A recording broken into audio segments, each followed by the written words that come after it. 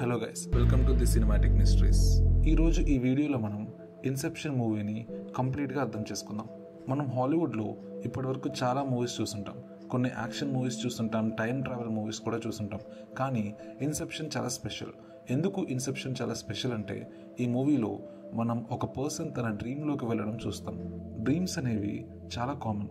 మనం రోజు పడుకున్నప్పుడు మనకు చాలా డ్రీమ్స్ అనేవి వస్తూ ఉంటాయి. కానీ ఈ మూవీలో డ్రీమ్స్లోకి వెళ్ళడం అనేది మనం పడుకున్నప్పుడు వచ్చే డ్రీమ్స్ లాగా కాదు. ఎలా అంటే, డైరెక్టర్ క్రిస్టోఫర్ నోలన్ ఈ మూవీలో ఉన్న డ్రీమ్ని ఎలా డిజైన్ చేశారంటే, ప్రతి ఒక్కరి డ్రీమ్లో ఒక సేఫ్ ఉంటుంది. ఆ సేఫ్లో వాళ్ళ లైఫ్కి సంబంధించిన సీక్రెట్స్ అనేవి ఉంటాయి. ఈ మూవీలో హీరో నేమ్ కాబ్కి కొంతమంది సీక్రెట్ బిజినెస్ మ్యాన్ కొన్ని కాంట్రాక్ట్స్ ఇస్తారు.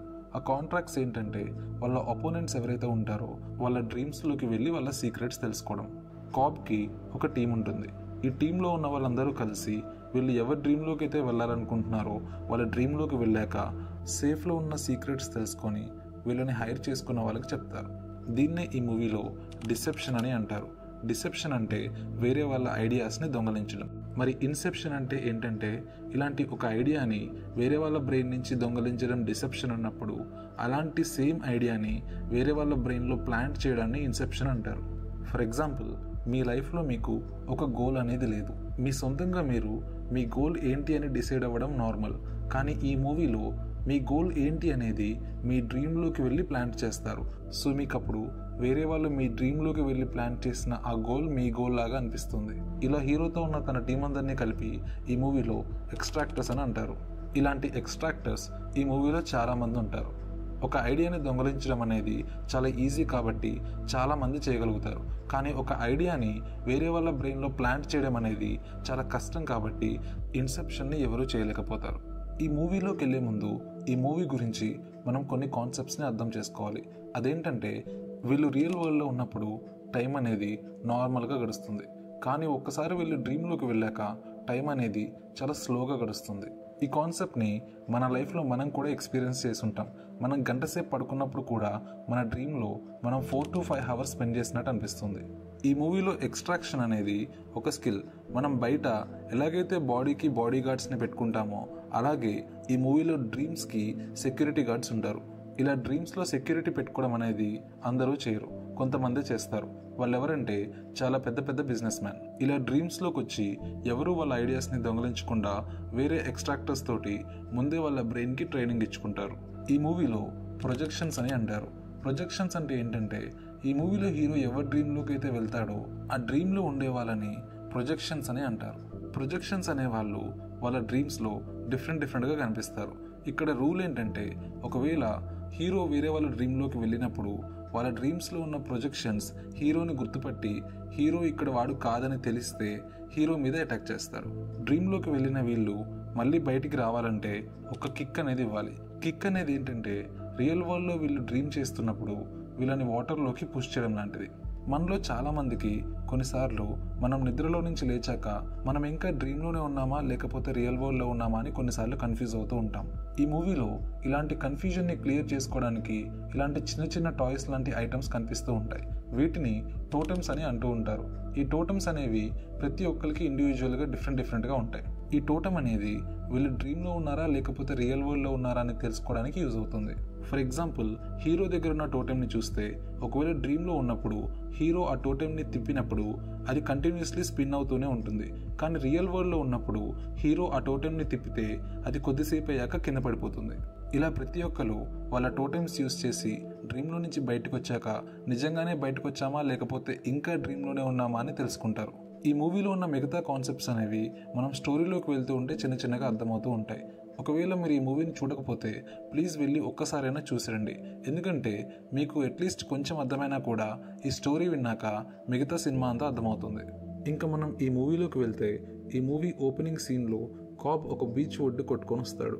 అక్కడున్న గార్డ్స్ తనని చూసి వాళ్ళ బాస్ దగ్గరికి తీసుకెళ్తారు. గార్డ్స్ తన బాస్ తోటి ఇతని పాకెట్లో ఒక గన్తో పాటు ఇలాంటి ఒక టాయ్ కూడా ఉందని చెప్తారు. వాళ్ళు అలా చెప్పాక తను కాబ్ తోటి, నువ్వు నన్ను ఇక్కడికి చంపడానికి వచ్చావా అని అడుగుతాడు. ఆ టోటెంని చూసి, ఇలాంటిది నేను ఇంతకుముందు ఒక పర్సన్ దగ్గర చూశానని చెప్తాడు. నెక్స్ట్ సీన్లో కాబ్ ఫ్లాష్ బ్యాక్లోకి వెళ్ళడం చూపిస్తారు. సేమ్ అదే పర్సన్ ఇప్పుడు యంగ్గా కనిపిస్తాడు. తన ముందు కాబ్ కూర్చొని తనతో మాట్లాడుతూ ఉంటాడు. కాబ్తో పాటు తన ఫ్రెండ్ ఆర్థర్ కూడా ఉంటాడు. కాబ్, ఆర్థర్ ఇద్దరు కలిసి ఎప్పుడూ ఒక టీం లాగా వర్క్ చేస్తూ ఉంటారు. ఇతని పేరు సైటో. కాబ్, ఆర్థర్ ఇద్దరు కలిసి సైటో తోటి మేము ఎక్స్ట్రాక్టర్స్ అని, మీ బ్రెయిన్లో ఉన్న ఐడియాస్ని ఎవరూ దొంగలించకుండా మీకు ట్రైనింగ్ ఇస్తామని చెప్తూ ఉంటారు. ఇలా కాబ్ సైటోని కన్విన్స్ చేసేటప్పుడు సైటోకి ఒక విషయం అర్థమవుతుంది. అదేంటంటే తను ఇప్పుడు డ్రీమ్లోనే ఉన్నాడని తెలుస్తుంది. సైటోకి ఆ విషయం అర్థమయ్యాక మీ ప్రపోజల్ గురించి నేను ఆలోచిస్తానని చెప్పి వెళ్ళిపోతాడు. తర్వాత అక్కడున్న బిల్డింగ్ అనేది చిన్నగా షేక్ అవ్వడం చూపిస్తారు. ఇదేంటంటే రియల్ వరల్డ్లో వీళ్ళు ఎక్కడైతే ఉన్నారో అక్కడ వీళ్ళ చుట్టుపక్కల చాలా గొడవలు అనేవి జరుగుతూ ఉంటాయి. ఈ మూవీలో ఈ కాన్సెప్ట్ ఏంటంటే వీళ్ళు ఎక్కడైతే బయట కూర్చొని డ్రీమ్ చేస్తూ ఉంటారో అక్కడ జరిగే ఎఫెక్ట్స్ అనేవి డ్రీమ్లో రిఫ్లెక్ట్ అవుతూ ఉంటాయి. నెక్స్ట్ సీన్లో కాబ్, ఆర్థర్, సైటో ముగ్గురు కలిసి డ్రీమ్ చేస్తూ ఉండడం చూపిస్తారు.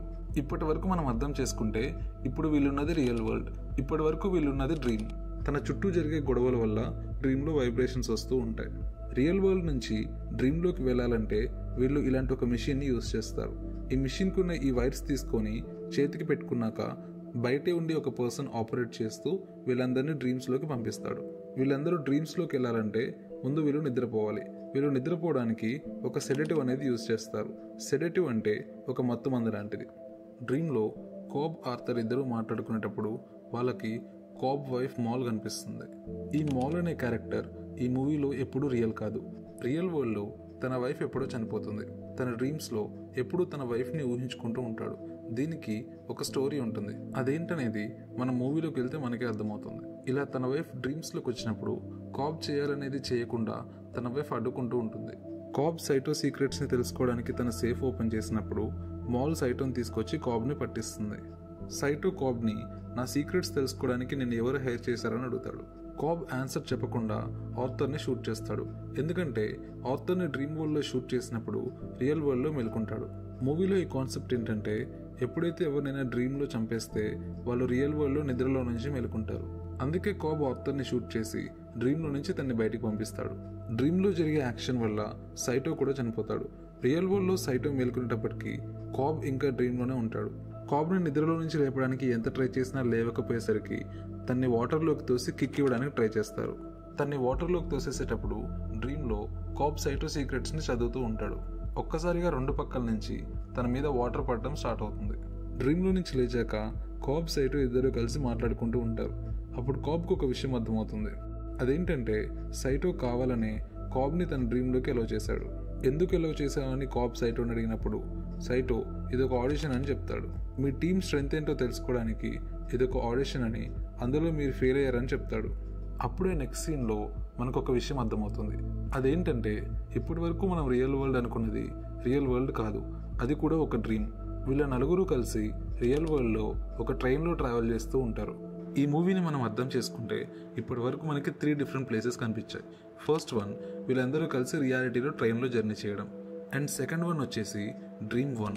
వీళ్ళందరూ కలిసి ఒక ఇంట్లో ఉంటారు, చుట్టూ చాలా గొడవలు జరుగుతూ ఉంటాయి. అండ్ థర్డ్ వన్ వచ్చేసి డ్రీమ్ 2. డ్రీమ్ 2లో ఇలాంటి ఒక రూమ్ ఉంటుంది. ఇక్కడ వీళ్ళు సైటోతో కూర్చొని మాట్లాడుతూ ఉంటారు. మూవీలో ఈ కాన్సెప్ట్ ఏంటంటే వీళ్ళందరూ కలిసి రియల్ వరల్డ్ నుంచి డ్రీమ్లోకి వస్తారు. డ్రీమ్లోకి వచ్చాక ఆ డ్రీమ్లో నుంచి ఇంకొక డ్రీమ్లోకి వెళ్తారు. దీన్నే డ్రీమ్ విత్ ఇన్ డ్రీమ్ అని అంటారు. ఎందుకు ఈ కాన్సెప్ట్ గురించి చెప్పానంటే ఈ మూవీ కంప్లీట్లీ మనకి డ్రీమ్ విత్ ఇన్ డ్రీమ్ అనే కాన్సెప్ట్ మీదే ఉంటుంది. ఎందుకంటే హీరో క్లైమాక్స్లో ఆల్మోస్ట్ 3 డ్రీమ్స్లోకి వెళ్తాడు. ఇక్కడ ఇంకో విషయం ఏంటంటే బయట వరల్డ్లో 1 మినిట్ గడిస్తే అది ఫస్ట్ డ్రీమ్లో 10 మినిట్స్ అవుతుంది. అండ్ సెకండ్ డ్రీమ్లో అవే 10 మినిట్స్ 60 మినిట్స్ అవుతాయి. ఇలా టైం అనేది ఒక డ్రీమ్ నుంచి ఇంకో డ్రీమ్లోకి వెళ్తున్న కొద్దీ మల్టిప్లై అవుతూ ఉంటుంది. ఇక్కడ ఇంకా వీళ్ళు డ్రీమ్ 1లో ఉన్నారనే విషయం వీళ్ళ ముగ్గురికి మాత్రమే తెలుసు, సైటోకి తెలియదు. సైటో ఇంకా ఇది రియాలిటీ అని అనుకుంటూ ఉంటాడు. కాబ్ సైటోని తన సేఫ్లో ఉన్న సీక్రెట్స్ ఏంటో చెప్పమని తన ముందున్న కార్పెట్ మీదకి పుష్ చేస్తాడు. అప్పుడు సైటోకి ఒక విషయం అర్థమవుతుంది. అదేంటంటే డ్రీమ్ 1లో ఇప్పుడు వీళ్ళున్నది సైటో వల్ల ఇల్లు. సైటో ఇంట్లో ఆ కార్పెట్ అనేది ఊల్తో చేసుంటుంది, కానీ ఇప్పుడు వీళ్ళున్న ఇంట్లో ఆ కార్పెట్ అనేది పాలిస్టర్తో చేసుంటుంది. సైటోకి ఎప్పుడైతే ఈ విషయం అర్థమవుతుందో తను ఇంకా డ్రీమ్లోనే ఉన్నాడని తెలుసుకుంటాడు. సైటోకి తను ఇంకా డ్రీమ్లోనే ఉన్నాడని తెలిసాక వీళ్ళ ముగ్గురు డ్రీమ్లో నుంచి బయటకు వచ్చేస్తారు. రియల్ వరల్డ్లో సైటో నిద్ర లేచేటప్పటికి వీళ్ళ ముగ్గురు సైటో దగ్గర నుంచి వెళ్ళిపోతారు. నెక్స్ట్ సీన్లో కాబ్ నిజంగానే రియాలిటీలోకి వచ్చాడా లేదో తెలుసుకోవడానికి తన టోటమ్ని స్పిన్ చేస్తాడు. అప్పుడే తనకు ఒక ఫోన్ వస్తుంది. ఆ ఫోన్లో కాన్వర్జేషన్ విన్నాక మనకు ఒక విషయం అర్థమవుతుంది. అదేంటంటే కాబ్ది అమెరికా, కానీ తను అమెరికాకి వెళ్ళలేకపోతాడు. తన పిల్లలతోటి ఎప్పుడు ఇలా ఫోన్లోనే మాట్లాడుతూ ఉంటాడు. సైటో దగ్గర నుంచి వీళ్ళు ఇన్ఫర్మేషన్ తీసుకోలేకపోయారు కాబట్టి వీళ్ళని హైర్ చేసుకున్న కంపెనీకి దొరకకుండా కొద్ది రోజులు ఎక్కడికైనా దూరంగా వెళ్ళిపోదాం అనుకుంటారు. అప్పుడే సైటో కాబ్కి ఒక ఆఫర్ ఇస్తాడు. అదేంటంటే తను చెప్పినట్టు వింటే కాబ్ ఎక్కడికి పారిపోవాల్సిన అవసరం లేకుండా ఎలాగైనా సరే తాను అమెరికా వెళ్ళడానికి హెల్ప్ చేస్తానని చెప్తాడు. కాబ్ సైటోని నీకేం కావాలని అడిగినప్పుడు సైటో నా కోసం నువ్వు ఒక పర్సన్ బ్రెయిన్లో ఇన్సెప్షన్ చేయాలని చెప్తాడు. నేను మీతో వీడియో స్టార్టింగ్లో చెప్పినట్టు ఇన్సెప్షన్ అనేది అంత ఈజీ కాదు. ఎందుకంటే ఒక బ్రెయిన్లో ఎవరైనా వేరే ఐడియాని ప్లాన్ చేస్తే ఆ ఐడియా తంది కాదని ఆ బ్రెయిన్కి ఎప్పటికైనా తెలుస్తుంది. అందుకే ఇన్సెప్షన్ చేయడం చాలా కష్టమని ఆర్థర్ సైటోతో చెప్తాడు. కాబ్ సైటోని వేరే వాళ్ళ బ్రెయిన్లో ప్లాన్ చేయాల్సిన ఐడియా ఏంటి అని అడుగుతాడు. ఆ ఐడియా ఏంటంటే సైటో బిజినెస్కి ఒక కాంపిటీటర్ ఉంటాడు. ఆ కాంపిటీటర్కి హెల్త్ బాలేక కొద్ది రోజుల్లో చనిపోబోతాడు. కానీ తన బిజినెస్ని తన కొడుకు చూసుకోవాలనుకుంటాడు. సైటో కాబ్ తోటి తన కాంపిటీటర్ కొడుకు బ్రెయిన్లో ఈ బిజినెస్ నాకు అవసరం లేదనే ఐడియాని ప్లాన్ చేయాలని చెప్తాడు. కాబ్కి ఎలాగైనా ఇంటికెళ్ళి తన పిల్లల్ని కలవాలని ఉంటుంది. అందుకే సైటో తోటి ఈ డీల్కి ఎస్ చెప్తాడు. నెక్స్ట్ సీన్లో కాబ్ ఒక ఆర్కిటెక్ట్ కోసం ప్యారిస్ వెళ్తాడు. ఆర్కిటెక్ట్ అంటే ఎవరంటే వీళ్ళు డ్రీమ్స్లోకి వెళ్ళినప్పుడు ఆ డ్రీమ్ అనేది ఎలా ఉండాలనేది ఒక ఆర్కిటెక్ట్ డిజైన్ చేస్తాడు. ఎందుకు డ్రీమ్స్ని డిజైన్ చేయడం ఇంపార్టెంట్ అంటే మనం మూవీ బిగినింగ్లో చూసినప్పుడు సైటో తన ఇంట్లో ఉన్నాను అనుకుంటాడు, కానీ తను డ్రీమ్లో ఉన్నాడని తెలుస్తుంది. ఎందుకంటే తను కార్పెట్ మీద పడిపోయినప్పుడు తన ఇంట్లో ఉన్న కార్పెట్ ఊల్తో చేస్తే ఇప్పుడు తను పడిపోయిన కార్పెట్ అనేది పాలిస్టర్తో చేసి ఉంటుంది. అక్కడ జరిగిన మిస్టేక్ వల్ల సైటోకి తను డ్రీమ్లో ఉన్నాడని తెలుస్తుంది. ఇలాంటి మిస్టేక్స్ ఇన్సెప్షన్ ప్రాజెక్ట్లో జరగకుండా ఉండడానికి తనకు మంచి ఆర్కిటెక్ట్ కావాలని కాబ్ మాల్ ఫాదర్ దగ్గరకు వస్తాడు. మాల్ ఫాదర్ ఒక ప్రొఫెసర్. తన దగ్గర ఉన్న ఒక స్టూడెంట్ ఈ ప్రాజెక్ట్కి పర్ఫెక్ట్ ఆర్కిటెక్ట్ అని చెప్పేసి కాబ్కి పరిచయం చేస్తాడు. తన పేరు ఆర్యాడ్ని. ఈ ప్రాజెక్ట్కి తను కరెక్టా కాదని తెలుసుకోవడానికి కాబ్ తనకు ఒక టెస్ట్ పెడతాడు. ఆ టెస్ట్ ఏంటంటే ఒక మనిషి 1 minute సాల్వ్ చేయడానికి కావాల్సిన పజిల్ని నువ్వు 2 minutesలో నాకు డిజైన్ చేసి చూపించాలని చెప్తాడు. తన టాలెంట్ నచ్చాక కాబ్ తన్ని ప్రాజెక్ట్లోకి తీసుకొని డ్రీమ్స్ గురించి ఎక్స్ప్లెయిన్ చేయడం స్టార్ట్ చేస్తాడు. కాబ్ ఆర్యాడ్నికి డ్రీమ్ వరల్డ్లోకి మనం ఎలా వెళ్తామో, డ్రీమ్ వరల్డ్ని తను ఒక ఆర్కిటెక్ట్గా ఎలా డిజైన్ చేయాలో చెప్పడం స్టార్ట్ చేస్తాడు. డ్రీమ్లోకి తీసుకొచ్చే పర్సన్ని ఈ మూవీలో సబ్జెక్ట్ అని అంటారు. ఆర్యాడ్ని ఆర్కిటెక్ట్ కాబట్టి సబ్జెక్ట్ని డ్రీమ్లోకి తీసుకొచ్చినప్పుడు ఆ డ్రీమ్ డిజైన్ అనేది ఆ సబ్జెక్ట్కి తెలిసినట్టే ఉండాలని కాబ్ ఆర్యాడ్నితో చెప్తాడు. ఆర్యాడ్ని కాబ్ని ఒక క్వశ్చన్ అడుగుతుంది. అదేంటంటే మీరు సబ్జెక్ట్ని డ్రీమ్లోకి తీసుకొచ్చాక ఆ సబ్జెక్ట్కి నేను డిజైన్ చేసిన ఈ డ్రీమ్ వరల్డ్ని నిజమైన వరల్డ్ అని ఎలా నమ్మించాలని అడుగుతుంది. కాబ్ తనతోటప్పుడు ఎప్పుడైనా ఒక పర్సన్ డ్రీమ్లోకి వచ్చినప్పుడు తను ఎంతసేపు డ్రీమ్లో ఉన్నాడనే విషయం తను నిద్ర లేస్తేనే తనకు తెలుస్తుంది, కానీ డ్రీమ్లో ఉన్నంతసేపు తను డ్రీమ్లో ఉన్నాడనే విషయం తనకే తెలియదని చెప్తాడు. కాబ్ ఆర్యాడ్నితో అలా చెప్పాక ఇప్పటి వరకు మనం కూర్చొని మాట్లాడుకుంటున్న ఈ కాఫీ షాప్కి మన ఇద్దరం ఎలా నడుచుకుంటూ వచ్చామని గుర్తుందా అని కాబ్ ఆర్యాడ్ని అడుగుతాడు. అప్పుడే ఆర్యాడ్నికి ఒక విషయం అర్థమవుతుంది. అదేంటంటే తను ఒక డ్రీమ్లో ఉందని, కాబ్ తను ఒక డ్రీమ్లోకి తీసుకొచ్చి తనకు ట్రైనింగ్ ఇస్తున్నాడని. తనకు ఆ విషయం అర్థమయ్యాక తన చుట్టూ ఉన్న ఆర్కిటెక్చర్ అనేది డ్యామేజ్ అవ్వడం స్టార్ట్ అవుతూ ఉంటుంది. ఎందుకంటే ఇప్పటి వరకు ఆర్యాడ్నికి తను డ్రీమ్లో ఉన్నదని తెలియదు. ఇప్పుడు తెలిసిన తర్వాత ఆ ఆర్కిటెక్చర్ అనేది కంప్లీట్లీ డ్యామేజ్ అవుతూ వస్తూ ఉంటుంది. డ్రీమ్స్ని డిజైన్ చేయడంలో ఆర్యాడ్ని స్కిల్ చూసి కాబ్ ఇంప్రెస్ అవుతాడు. ఆర్యాడ్ని ఒకసారి ఒక బ్రిడ్జ్ని డిజైన్ చేస్తుంది. ఆ బ్రిడ్జ్ని కాబ్ చూసినప్పుడు తనకు డౌట్ వస్తుంది. అదేంటంటే ఇలాంటి బ్రిడ్జే రియల్ వరల్డ్లో కూడా ఉంటుంది. కాబ్ ఆర్యాడ్ని తోటి డ్రీమ్స్లో రియల్ వరల్డ్లో ఉండే ప్లేసెస్ని డిజైన్ చేద్దామని చెప్తాడు. ఎందుకంటే ఒకవేళ డ్రీమ్ వరల్డ్లో రియల్ వరల్డ్లో ఉండే ప్లేసెస్ని డిజైన్ చేస్తే డ్రీమ్ వరల్డ్లో ఎక్కువసేపు ఉండిపోతే మనకి డ్రీమ్స్కి రియల్ వరల్డ్కి తేడా తెలియకుండా పోతుందని, అది చాలా డేంజర్ అని కాబ్ ఆర్యాడ్నితో చెప్తాడు. కాబ్ ఆర్యాడ్నికి ట్రైనింగ్ ఇవ్వడం అయిపోయాక ఈమ్స్ అని ఒక అతన్ని వెతుక్కుంటూ వెళ్తాడు. ఈ మూవీలో ఈమ్స్ అనే క్యారెక్టర్ ఒక ఫోర్జర్. వీళ్ళందరూ కలిసి డ్రీమ్ వరల్డ్లోకి వెళ్ళినప్పుడు అక్కడ లేని ఒక పర్సన్ని వేరే పర్సన్ ముందు ప్రొజెక్షన్ లాగా యూజ్ చేయాలంటే వీళ్ళకి ఫోర్జర్ కావాల్సి వస్తుంది. దీన్ని ఈజీగా ఎక్స్ప్లెయిన్ చేయాలంటే ఒకవేళ మిమ్మల్ని వేరే వాళ్ళ డ్రీమ్లోకి తీసుకెళ్ళినప్పుడు మీ ముందు మీ ఫాదర్ని చూపించడానికి మీ ఫాదర్ లాగా ప్రొజెక్ట్ అయ్యే ఒక పర్సన్ని యూజ్ చేస్తారు. అతనే ఫోర్జర్. అతనికి మీ ఫాదర్కి ఉన్న క్వాలిటీస్ అన్నీ ఉంటాయి. మీ ఫాదర్ లాగే మాట్లాడుతూ ఉంటాడు, మీ ఫాదర్ లాగే నడుస్తూ ఉంటాడు. మీ కళ్ళ ముందు ఉన్నంత వరకు అతను మీ ఫాదర్ లాగే అనిపిస్తాడు. కానీ పక్కకి వెళ్ళినప్పుడు తను ఒక ఫోర్జర్ లాగా మారిపోతాడు. అలాంటి ఒక ఫోర్జర్ని కలవడానికి కాబ్ వెళ్ళినప్పుడు వీళ్ళని ఇంతకుముందు హైర్ చేసుకున్న కంపెనీ వాళ్ళు కాబ్ మీద అటాక్ చేయడానికి వస్తారు. ఆ అటాక్ నుంచి కాబ్ని ఫోర్జర్ని సైటో వచ్చి సేవ్ చేస్తాడు. నెక్స్ట్ సీన్లో ఈమ్స్ కాబ్ కలిసి యూసఫ్ అని ఒక అతన్ని కలవడానికి వెళ్తారు. యూసఫ్ అనే అతను ఒక కెమిస్ట్. వీళ్ళందరూ కలిసి డ్రీమ్స్లోకి వెళ్ళాలి అంటే ముందు వీళ్ళు నిద్రపోవాలి. వీళ్ళు నిద్రపోవడానికి ఒక మత్తు మందుని తయారు చేసే అతనే ఈ యూసఫ్. కాబ్ యూసఫ్ తోటి ఈ ఇన్సెప్షన్ ప్రాజెక్ట్ కోసం మనం 2 డ్రీమ్స్లో కాకుండా 3 డ్రీమ్స్లోకి వెళ్ళడానికి నాకు మత్తు మందు కావాలని చెప్తాడు. కాబ్ సైటోని ఈ ఇన్సెప్షన్ మనం ఎవరి మీద చేయబోతున్నామని అడిగినప్పుడు సైటో కాబ్కి ఒక బిజినెస్ మ్యాన్ ఫోటో చూపిస్తాడు. తన పేరు ఫిషర్. ఫిషర్కి తన ఫాదర్కి రిలేషన్షిప్ అంత మంచిగా ఉండదు. సో దీన్ని యూజ్ చేసుకుందామని వాళ్ళు అనుకుంటారు. ఫిషర్ వాళ్ళ ఫాదర్కి ఒక రైట్ హ్యాండ్ ఉంటాడు. తన పేరు బ్రౌనీ. బ్రౌనీ అంటే ఫిషర్కి చాలా ఇష్టం. ఇలా ఫిషర్ గురించి అన్నీ తెలుసుకున్నాక ఫిషర్ని డ్రీమ్స్లోకి తీసుకెళ్లడానికి ఆ డ్రీమ్స్ని డిజైన్ చేయడం స్టార్ట్ చేస్తారు. ఆర్యడ్నే కాబ్కి తను డిజైన్ చేసిన డ్రీమ్ లేఅవుట్ని చూపించడానికి వస్తుంది. కానీ కాబ్ ఆ డిజైన్ని చూడకుండా పక్కన పెట్టేస్తాడు. ఎందుకు ఆ డిజైన్ నేను చూడట్లేదు అన్నప్పుడు కాబ్ ఆర్యడ్ని తోటి ఒకవేళ ఆ డిజైన్ని నేను చూస్తే నా బ్రెయిన్లో ఉన్న మాల్కి కూడా ఆ డిజైన్ తెలిసిపోతుందని చెప్తాడు. ఒకవేళ మనం డ్రీమ్స్లోకి వెళ్ళినప్పుడు మాల్కి డిజైన్ తెలిసిపోతుంది కాబట్టి మన ఆపరేషన్ మొత్తాన్ని తను చెడగొట్టడానికి ట్రై చేస్తుందని చెప్తాడు. ఆర్యడ్నే కాబ్ని ఎందుకు నువ్వు ఇంటికి వెళ్ళలేకపోతున్నావు అని అడుగుతుంది. అప్పుడు కాబ్ ఆర్యడ్నే తోటి నేనే మాల్ని చంపేశానని అనుకుంటున్నారని, అందుకే నా మీద కేసు ఫైల్ చేశారని చెప్తాడు.